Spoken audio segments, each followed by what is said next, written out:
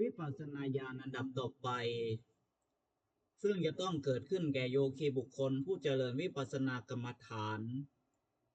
หลังจากที่ได้ผ่านญาณที่สี่มาแล้วก็คือวิปัสสนาญาณที่มีชื่อว่าพังคญาณเกิดมีปีชากำหนดรู้ความแตกสลายไปแห่งรูปนามเมื่อผู้เจริญวิปัสสนากรรมฐานได้บรรลุถึงญาณนี้แล้วย่อมจะกำหนดเห็นแต่ความแตกสลายไปแห่งรูปนามอยู่เรื่อยๆตลอดเวลาได้ประสบกับภาวะการแปลกประหลาดมหัศจรรย์อันจะเป็นเหตุให้เกิดความเข้าใจผิดคิดว่าตนมีวาสนาได้บรรลุถึงนิโรธแล้วก็เป็นได้เพราะฉะนั้น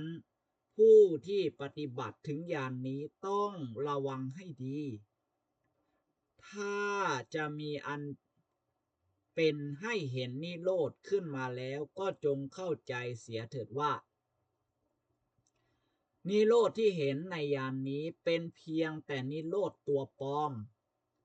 ซึ่งมีชื่อเรียกว่าอุปาหะนิโรธอุปาทะนิโรธคือความดับที่ยังมีโอกาสเกิดขึ้นได้อีกเท่านั้นยังไม่ใช่นิโรธตัวจริง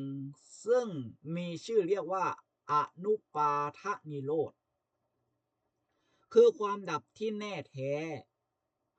ด้วยเหตุนี้จึงไม่ควรยินดีพอใจอยู่แต่นิโรธอันมีอยู่ในญาณนี้ควรจะมีจิตอุตสาหะเจริญวิปัสสนากรรมฐานต่อไปจนถึงนิโรธตัวจริงซึ่งเป็นอนุปาทะนิโรธคือความดับที่ไม่มีโอกาสเกิดขึ้นอีกหรือที่เรียกชื่ออีกอย่างหนึ่งว่ามรรคนิโรธคือความดับด้วยอำนาจแห่งมรรคนั่นเถิดจึงจะเป็นสิ่งที่ประเสริฐกว่าความดับตัวปลอมนี้เป็นไหนๆการที่จะบังเกิดความเข้าใจผิดกันขึ้นในเรื่องของนิโรธที่กล่าวมานี้นั้นก็เพราะว่าในขณะที่บรรลุญาณนี้ย่อมจะเป็นระยะหัวเลี้ยวหัวต่อที่จะก้าวล่วงอารมณ์บัญญัติก้าวขึ้นไปสู่ปรมัตถภาวะล้วนๆเพราะวิปัสสนาญาณถึงความจำเริญขึ้นมากแล้วดังนั้นจึงเป็นเหตุให้โยคีบุคคลผู้ปฏิบัติซึ่งไม่เคยได้เห็นปรมัตถภาวะก่อนเลยเกิดความเข้าใจผิดได้นอกจากจะเกิดความเข้าใจผิดในกรณีดังกล่าวแล้วเมื่อบรรลุถึงพังคญาณนี้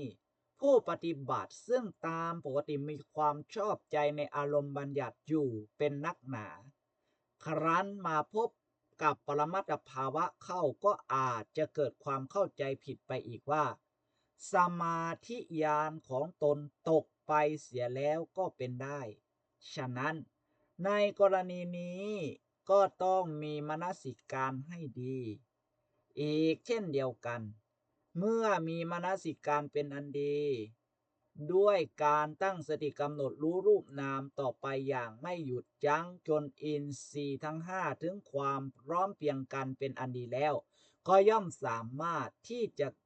ก้าวขึ้นสู่ญาณเบื้องสูงต่อไปได้